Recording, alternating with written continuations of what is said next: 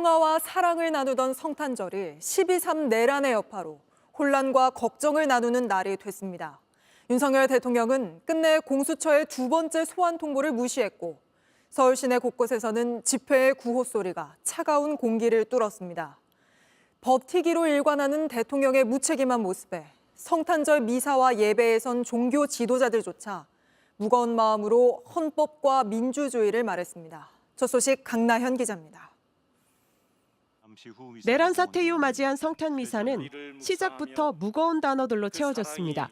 갑작스러운 정치적 불안정 속에 들려오는 불안과 분열의 소식은 우리를 슬프게 하고 선한 양심을 지닌 많은 이들이 정의와 진리를 갈망하며 목소리를 내지만 그 외침이 외면받는 듯한 느낌을 받을 때도 있습니다.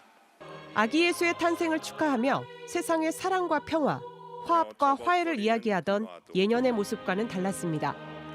헌법, 민주주의, 법적 절차. 8년 전 탄핵 사태 때도 보이지 않던 낯선 낱말들이 성당에 울려 퍼졌습니다. 혼란스럽고 절망스러운 상황 속에서도 민주적 절차와 헌법적 절차에 따라 국민 전체의 행복과 공동선을 향해 함께 노력해 나가는 것이 중요합니다. 계엄으로 국가 안정을 도모하려 했다는 12월 내란 사태를 직시하며 참된 평화는 단순히 갈등이 없는 상태가 아니라 정의와 사랑이 실현될 때 가능한 것이라는 메시지도 냈습니다. 내란 사태가 얽힌 사회 곳곳의 뼈아픈 상처는 결국 시민들의 힘으로만 치유할 수 있다고도 강조했습니다. 평화는 저절로 주어지는 것이 아니라 우리가 함께 만들어 나가는 것입니다. 교회 성탄 예배에서도 잃어버린 평안을 염원하는 목소리가 이어졌습니다. 이 자리엔 여당 지도부도 참석했습니다.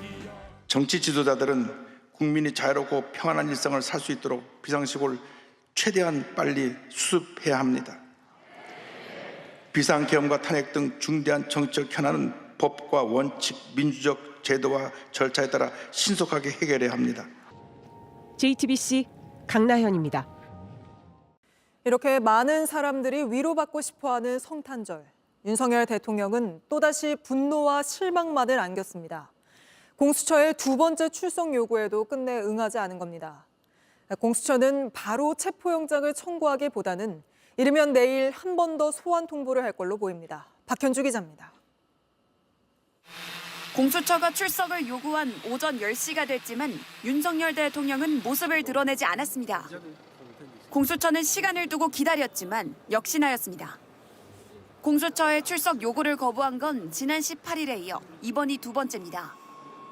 윤 대통령은 공수처가 보낸 출석 요구서조차 잇따라 받기를 거부했습니다. 그동안 오동훈 공수처장은 체포 가능성까지 언급하며 윤 대통령을 압박해왔습니다. 체포영장에 의하는 것이 가장 적법 절차에 합하다라는 결론을 내렸습니다. 하지만 정작 출석 날짜를 하루 앞두고는 체포라는 단어를 꺼내지 않았습니다. 안 나오는데 체포영장 청구합니까 안 합니까? 그 부분에 대해서는 방침이 지금 결정된 것은 없는 상태입니다. 자. 이를 놓고 공수처가 한 발 물러선 것 아니냐는 지적이 나왔습니다. 실제 공수처는 곧바로 윤 대통령에 대해 체포영장을 청구하기보단 3차 소환 통보를 하는 것에 무게를 두고 있습니다. 공수처 관계자는 아직까지 정해진 것은 없다라면서도 여러 고려사항이 있지만 3번 부르는 게 통상 절차라고 밝혔습니다. 통상 절차를 따르지 않다가 법원에서 체포영장이 기각될 경우 수사 동력이 떨어질 수 있다는 것까지 고려한 것으로 풀이됩니다. 공수처는 이르면 내일 윤 대통령에게 3차 소환 통보를 할 계획입니다. JTBC 박현주입니다. 네, 이런 가운데 김용현 전 장관의 변호인단이 내일 기자회견을 열겠다고 밝혔습니다. 그런데 JTBC 등은 빼고 진행하겠다고 합니다. 수사는 진술 거부로 대응하고 입장 발표는 언론사들을 골라서 하겠다는 겁니다. 오원석 기자입니다. 내란의 2인자 김용현 전 국방부 장관은 검찰에 구속된 뒤 수사에 불만을 드러냈습니다. 너무나 많은 불법 신문들로 인해서 더 이상 이 조사에 참여하는 것 자체가 불법에 조력하는 것이다. 그래서 출석에 응하지 않겠다라고 사전에 고지를 했습니다. 진술도 일체 거부해왔습니다. 검찰뿐 아니라 경찰 조사에 대해서도 접견 조사와 서면 질의 모두 일괄 거부했습니다. 그랬던 김 전 장관 측이 내일 기자회견을 엽니다. 수사와 탄핵 심판은 노골적으로 회피하면서 석동현 변호사를 통해 여론전을 펴고 있는 윤석열 대통령과 비슷한 모습입니다. 그런데 JTBC 취재는 거부한다고 밝혔습니다. 김 전 장관 측 변호인은 카카오톡 단체 대화방을 통해 기자회견 장소와 시간을 공지했습니다. 그러면서 초대된 언론 외에는 취재할 수 없다고 못 박았습니다. 이유를 물었습니다. 내일 기자회견이 있는데 저희는 가도 참여할 수 없다고. 저희가 기자회견을 해도 제대로 된 의사가 전달이 안 되기 때문이죠. 사실이 보도되지 않기 때문이죠. 김 전 장관 측 기자회견에는 일부 언론만 참여할 예정입니다. JTBC 오원석입니다. 명태균 씨의 황금폰 관련해 저희가 단독 취재한 내용으로 이어가겠습니다. 이 황금폰에서 대선 당시 명 씨가 윤석열 대통령 부부에게 미공표 여론조사 결과를 보낸 텔레그램 대화 내역이 나왔습니다. 그간 보낸 적 없다고 부인해온 명 씨는 최근 검찰 조사에서 윤석열 대통령이 불안해해서 심기 경호용으로 보냈다고 진술한 것으로도 파악됐습니다. 윤 대통령이 해온 해명과도 배치되는 건데 먼저 윤정주 기자가 단독 보도합니다. 검찰에 구속되기 전 명태균 씨는 지난 대선 당시 윤석열 대통령 부부에게 미공표 여론조사 결과를 보낸 적 없다고 주장했습니다. 그러면서 미공표 여론조사 표본을 부풀린 건 판세 분석을 위해서였고 결과는 혼자 봤다고 했습니다. 나는 그 돌리고 전체 추세를 보는 거예요. 그냥 필요한 걸 확인한 거고 무조건 할당값을 다 맞출 이유가 있냐 내가 보는 건데. 그런데 이런 명 씨 주장 검찰 조사에선 달라졌습니다. 명 씨는 검찰에 미공표 여론조사 결과를 대통령에게 제공한 적이 있다는 취지로 진술했습니다. 그러면서 윤 대통령이 불안해해 심기경호 차원으로 결과를 넘겼다고 설명한 걸로 알려졌습니다.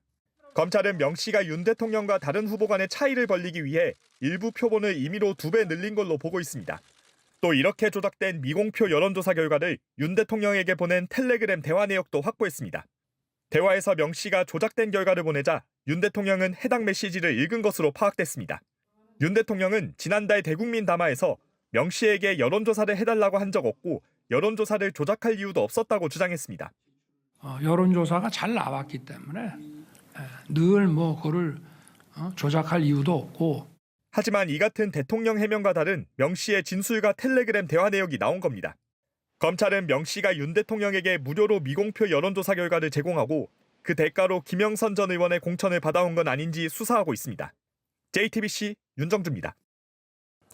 JTBC 뉴스를 시청해 주셔서 고맙습니다. 저희는 저녁 6시 50분 뉴스룸에서 뵙겠습니다.